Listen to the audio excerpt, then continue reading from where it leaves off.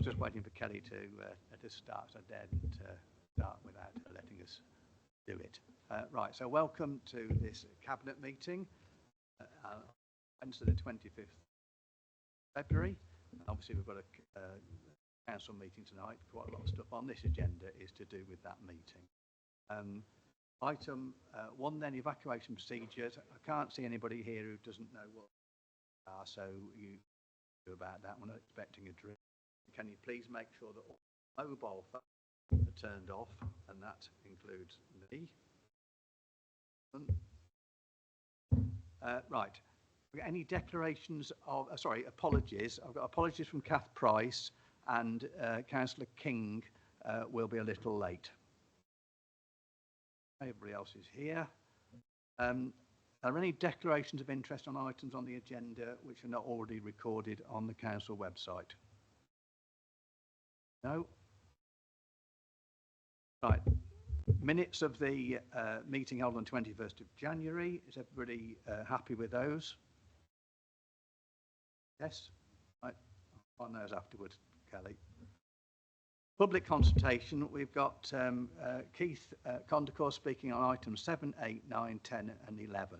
I haven't been notified of any other public speakers. Okay. So we'll move on to the first main item on the agenda, which is the Utility Management Solution and Energy Administrative Service Provider concession contract. I'll hand over to Chris Watkins for this.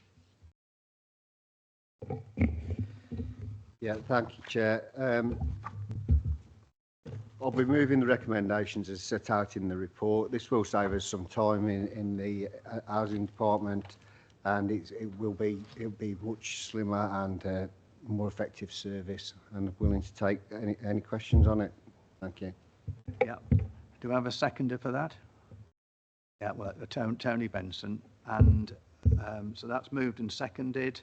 I haven't got a public speaker down for this one, so yes, I was just going to, because you're not public, Michelle, you're actually a councillor here, right? So my next question was, are there any non-cabinet member speakers? And the answer is yes. Over to you. Thank you.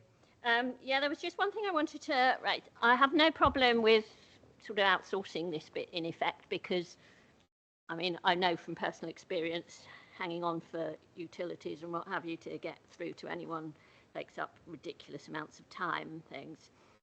I was just sort of wanted a bit of clarification, because at 3.3 it says there are specialist organisations that provide utility services free of charge to the council. Now, where do the charges then come in? Because they won't be doing it out of the goodness of their heart, and they'll need to be making some money somewhere. So who ends up paying for it? Thank you.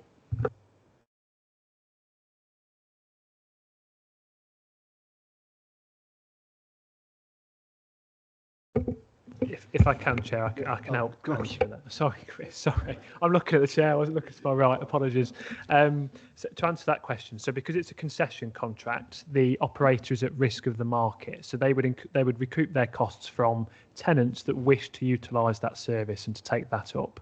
And as a result of that, there's no charge to the council, because the risk is entirely within their remit to take on and to fulfil. So that's the purpose of it being a concession contract. It's at their risk. There's no cost to the council. They would recoup their cost via the tenants that wish to operate and take forward that service if they wish to do so. And I must say there's no guarantee for the tenants to take it on. It's entirely their choice if they wish to do so. So that's how they would remunerate themselves as an organisation, and that's formed part of the contract and the procurement process. Thanks, Chair.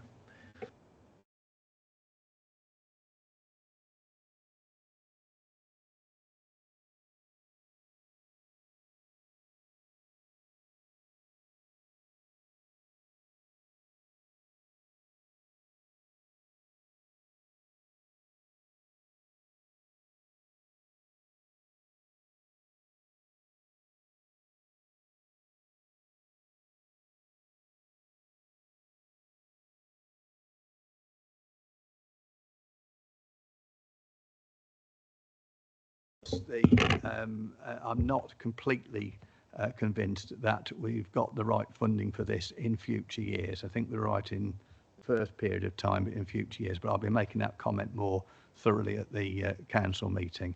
So I've moved the recommendations in section 2. Is that seconded? Thank you. So, yeah, Councillor Watkins. So public speakers, then Councillor Condegor. Thank you, Chair. I have very mixed feelings about food waste collections. I started 20 years ago at this council coming to talk about waste strategies, and for 20 years we've been trying to get greener and more. Sorry? For 20 years I've been trying to get Warwickshire waste strategy right, and collecting food is very, very expensive and very petrol or diesel hungry. So I really don't like food waste. It's an anathema to actually buy more food or have more food than you need. So we need to really educate down the amount of food people buy, buying with shopping lists, doing a lot to reduce the problem in the first place. And I know that people like me and Michelle who do a lot of composting, etc., really we won't use the service. So why are we getting given another caddy, etc.? And at the other end of the spectrum, you've got people who are very poor recyclers who are very hard to educate to use a service. So it's the people in the middle that will be the people using it.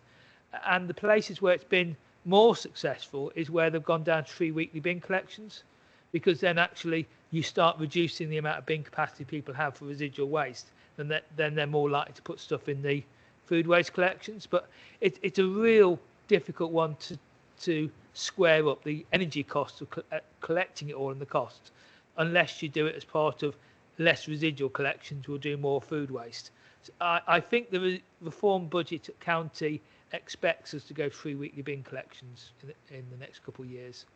That's the way the south of the county goes. They have a 3 weekly system, and that's part of the trade-off of doing food waste collections. You then only have inert matter in your residual bin. So I think we do need to start looking at where we go and really do lots of education, because spending £1 million plus on a system and then not actually encouraging people to use it right and get all the good stuff working. And one final thing, Preston did one of the early trials of food waste collections, probably about 20 years ago. And they found by having a food waste collection, people wasted less food.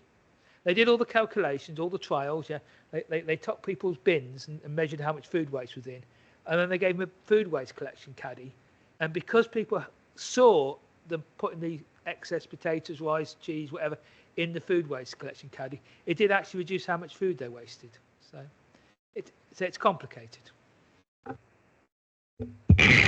Thank you, Councillor Keith Condacor. Anybody want to ask any points of clarification on this?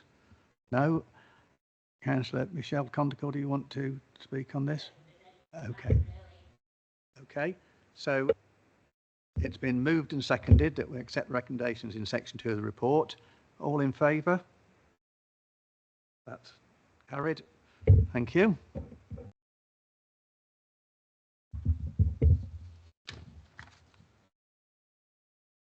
Now, the next item is obviously a key item. It's the item 8 is the, I'm on the right item, aren't I? Item 8 is the General Fund Revenue Budget. Now, I'm going to be speaking extensively on this item, as I no doubt other people will be, at the council meeting. I think the purpose of this item is for us to make a recommendation, and effectively the same report then is going to the council meeting.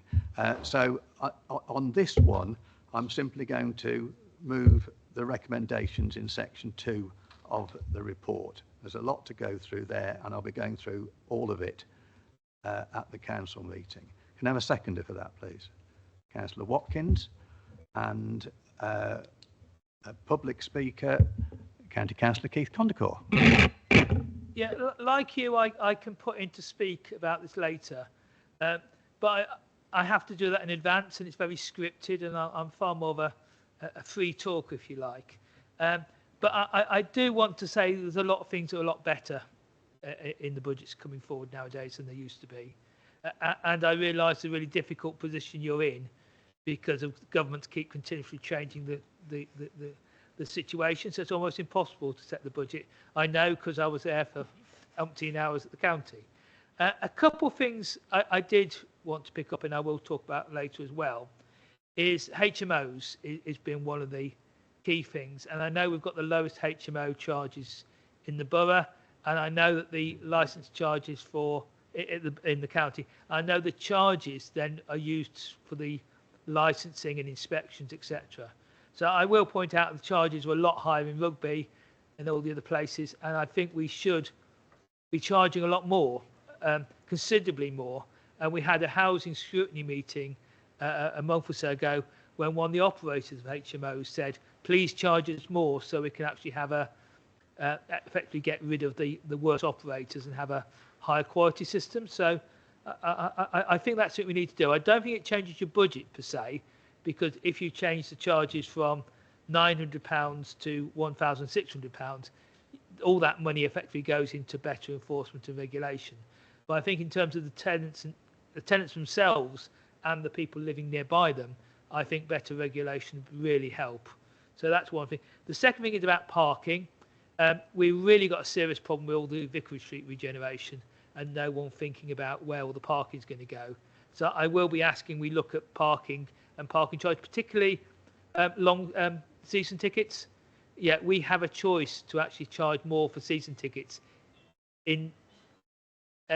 Hello, Chair.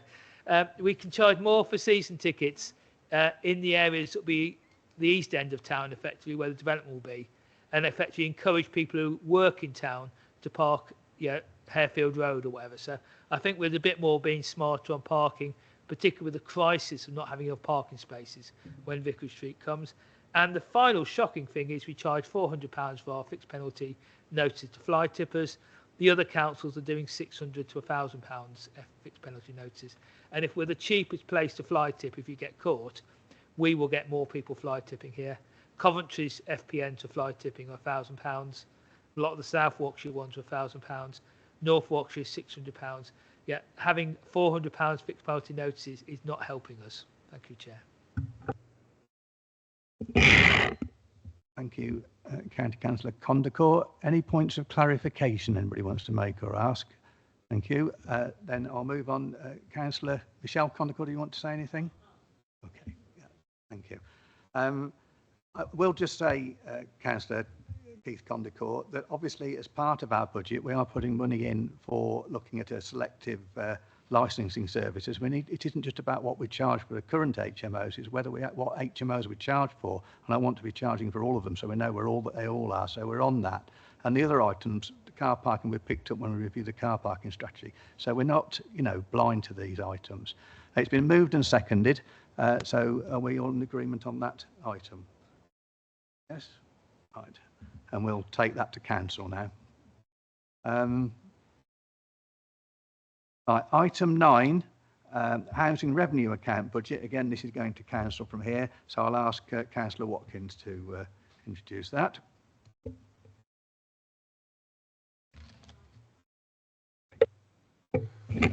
Thank you, Chair. Yeah, it gives me great pleasure again to be putting forward this the recommendations at section 2 for the HRA. So I'll be putting this forward both here and later on tonight, and I'm happy to take any questions on the report that's in front of you. Thank you, Councillor Watkins. Have I got a second for that? Councillor Hughes. Thank you. So that's been moved. So, Councillor. I'm really annoyed by prices keep going up by more than inflation. So the 4.8% rise in council tax rents is something we really should be looking at trying to pare down, even if it's only by a fraction of a percent. We really have people not having wages or pensions going up very fast. In this report, it actually says it assumes our pay rise is 3.5%. So if you work for the council and live in a council house, your pay goes up 3.5%, but your rent goes up 4.8%. So I really hope this council looks more strongly, particularly next year maybe, at keeping those rent rises lower. And with local government reorganisation, who knows where our housing stock is going to be. But if we start with high rents and transfer it to whatever the new authority is going to be, then they can hike it from that point further. So I really hope that next year you'll look at as close to RPI as possible and actually try and take a 1% off. Yeah, I understand some people get their council tax rent paid for various schemes, etc. But a lot of people still have to pay, particularly the working poor, and they tend to be on very low wages. And at garages, I always, from my time with the councillor here, people keep asking for garages. Garages are a thing we always forget, and garages haven't gone up in the rent rises. So effectively, you pay more to live, but actually the rent for the garage stayed the same. Yeah, I just think that maybe we could have added a few pounds to garages and actually try and rent a few more garages out, and actually taking a bit off the actual rents. Thank you. Thank you, Councillor Keith Condacor. Anybody want to ask any points of clarification of Councillor Condacor? Okay, so we'll move on there to, you want to speak, Michelle, on this? No, right. So on that basis then it's been moved and seconded. Are we in agreement with the recommendations in the report? Thank you. Again, the next item, item 10, the capital budget, that covers both the General Revenue Fund and the housing fund, is going to council again. So at this stage, I'm just proposing to simply move the recommendations in the report. Do we have a seconder for that? 3 there, that's Councillor Benson on that one. And we've got public speaker, County Councillor Keith Condacor. The first thing that really annoys me is we haven't got the Grayson Place expenditure in this report on capital expenditure. It's all, I assume it's all wrapped up into the general fund stuff, but yeah, we haven't finished Grayson Place. There's obviously still some bits left, and it'd be really nice if for Grayson Place we actually had phase 1, this is the cost, phase 2, this is the cost, residual bits still to do, this is what we need to spend. Because I know it's been an almighty disaster that you didn't start, and you're now left with the dregs. But I do think we need more honesty over how much it's cost and how much more there is to spend on it. I note we've got the report for next week's Cabinet mentioning there's drainage issues on Grayson Place that need sorting. I complained about the drainage cutbacks when the Grayson Place was scaled back. It was going to have rain gardens and all sorts of drainage features, which were taken out of the design, and it looks like taking them out was a bad idea. I'm also appalled at the capital expenditure that the Physical Activity Centre is going to overrun its £30.6 million. We really needed to have learned lessons from the Physical Activity Centre, because that effectively bankrupts our Section 106 monies, our borrowings, for providing leisure centres or sport hall or whatever onto Top Farm. So you're building across the borough, but so much money has gone into the Bedworth Physical Activity Centre. As wonderful as it is, yeah, we should have learned some lessons, and there's things we need to look back at that and say, why did we spend so much, particularly designing it twice? That cost us a lot of money and a lot of time. It's probably £1 million wasted. And I've had an argument with Mr. Hollis the last few days because they weren't going to put the cycle racks in. I mean, how can we build a leisure centre and not put the cycle racks in until the old leisure centre's knocked down and the car park's done? And yeah, you need your cycle racks in when the leisure centre opens. This is 101. Yeah, it's this basic stuff we're not getting right with our capital projects. And I say, it's not hindsight. We've been moaning about this for ages. We moaned about the drainage on Grayson Place, because I know how much that bit of Queen's Road floods.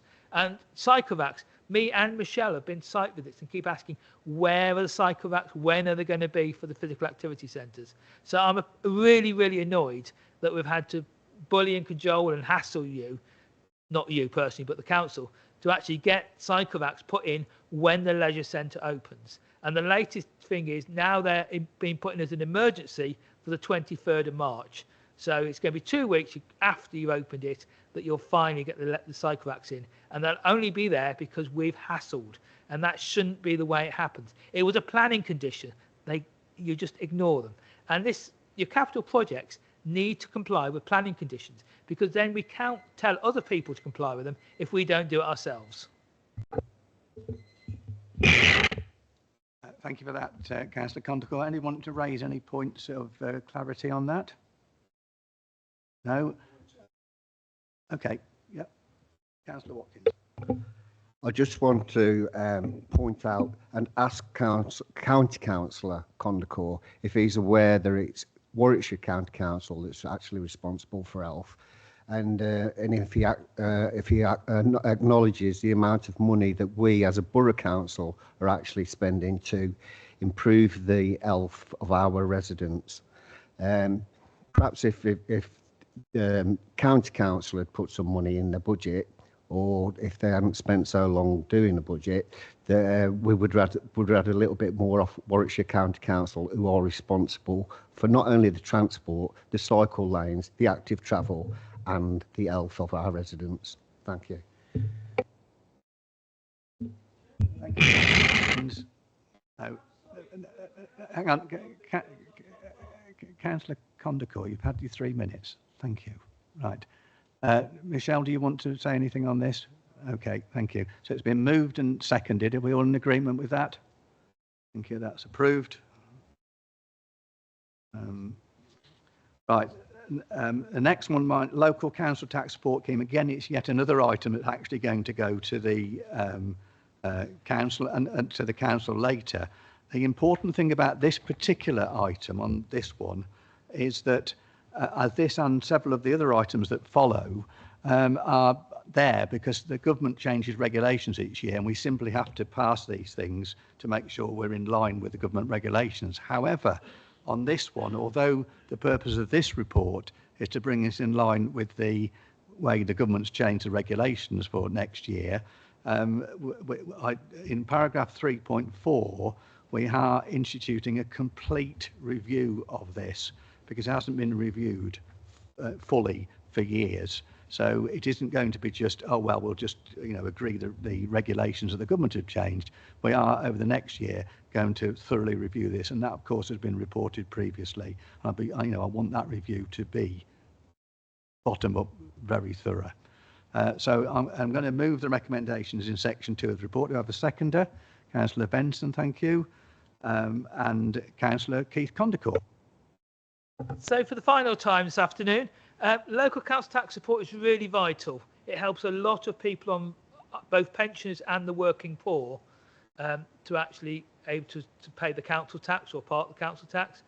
And for years I argued for a better scheme for the borough in the days of Dennis Harvey. I kept coming every year to budget and councils and things and saying the local, because it was the percentage you got was set by this council. You had a local policy for each of the councils, but it was paid for out of the council tax collection fund. So effectively, if we had a more generous scheme, effectively Warwickshire County Council paid for most of it, and we paid for part of it. So it effectively cost us 13p to give basically £1 relief, if you work it out. And some of the councils had a more generous scheme than we did. So it's really important. But also, it is now a lot of money around Warwickshire. So we do need to make sure it's being done well and there is no fraud or people misclaiming this support. And one of the problems, and we've got it at the county, because they had a massive underestimate of the council tax base, because this comes off the council tax base. So all the money collected for the whole of Warwickshire loses out on discounts, local council tax support, etc. So if the scheme is not working right, the county council and ourselves and everyone gets, because we set the scheme, but the county gets most of the benefit, this is where they should be giving us some money to actually do some monitoring and getting the system working right and some joint working.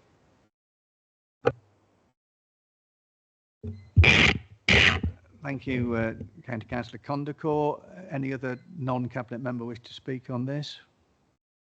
No, so it's been, oh, sorry, were there any points of clarification that we need to make to Councillor Condacor? No, it's been moved and seconded then. All in favour?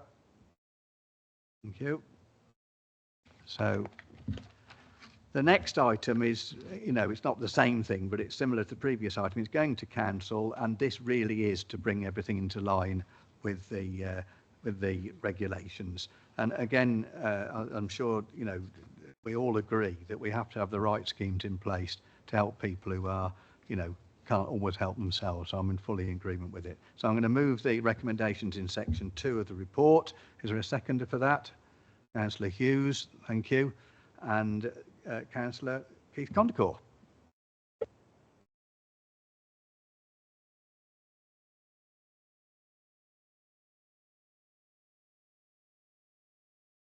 Well, this is item 11. Okay, it's all right. Right. So it's been moved and seconded. We're in agreement.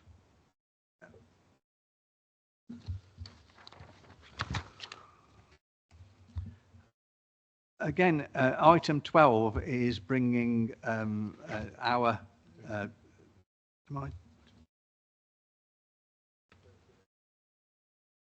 So we got. Oh, lost my place completely. Right. So item 13. Apologies. Council tax policy again is to bring everything in line with regulations and make sure we're going to fall foul of anything. So I'm going to move the recommendations in section 2 of that report. Is there a seconder? Councillor King. Any non-cabinet members wish to speak? No. So in that case, it's been moved and seconded. Are we in agreement? Thank you. And finally, in terms of the main items, of course, we've got recommendations from the OSP, the business rate discretionary relief policy, again, to bring that in line with the latest regulations. So I'm going to move the recommendations in section 2 of that report. Am I seconder? Councillor Watkins. We have no speakers. Any non-cabinet member wish to speak? No, in that case, been moved and seconded. Are we in agreement with that? Thank you. Right, I'm moving then on to recommendations from OSPs. So the first recommendation is from the Housing and Communities OSP. At its meeting on the 22nd of January 2026, the panel actioned the motion regarding the placement of asylum seekers in the borough that was agreed at full council on the 16th of September 2025. Following recommendation is being put forward for cabinet consideration, and the recommendation is it be recommended to cabinet to examine the possibility of giving access to the passport to leisure scheme for asylum seekers. Now, I know the portfolio holders have been looking at this. Would you just like to say where we are with that? Thank you, Councillor Hughes. Thank you, Chair. Yes, so we're actually engaging with the communities team with how best to support this moving forward. Thank you.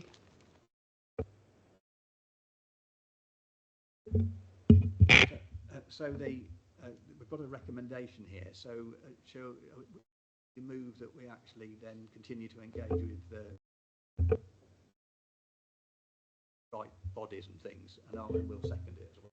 Through. Yeah. Thank you, Chair. Yeah. No, so it is. We are engaging with it. So I'll move that, please. Thank you. Yeah, and I'll second that. Okay, everyone in favour of that? Thank you. We'll have Matt after me to offer not doing it properly. Right. Now, business. The second recommendation of the OSP is Business Regeneration and Planning OSP. Now, at its meeting on the 29th of January 2026, the panel considered a motion referred from full council on the 10th of December regarding the Abbey Theatre CIO, put forward the following recommendation for cabinet consideration. It recommended to cabinet that the portfolio holder for leisure and health or a substitute take up the second available board of trustees for the Nuneaton CIO alongside Councillor Mark. Now, the situation here, of course, is we're still in negotiation with over the lease. That is getting there and what have you. But I'm going to recommend, Chair, that we defer this decision on this until the AGM, when various appointments and things are made all in hand. So I'm going to propose that. Do I have a seconder? Councillor Hughes. Everybody in favour of that? Approved. Thank you. Next recommendation from OSP, Health and Corporate Resources OSP, 12th of February 2026, Equalities Policy. Its meeting held on 12th of February, the OSP considered a report on the reviewed Equalities Policy and put forward the following recommendation for Cabinet consideration. It recommended to Cabinet the revised Equality Policy be approved and adopted. I am very happy to propose that. We have a seconder.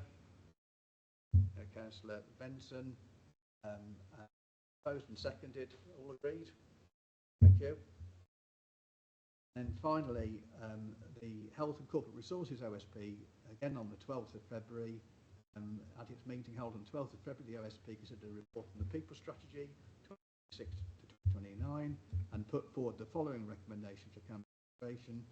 It be recommended to Cabinet that the People Strategy 2029 be approved and adopted. And again, this is something I'm very keen on and with, so I am putting that as a proposal that People Strategy be adopted. Is that seconded? Councillor Hughes. Been moved and seconded. Favour? Thank you. And I have no other items, so thank you very much for your contributions to the meeting and your attendance. Opposed?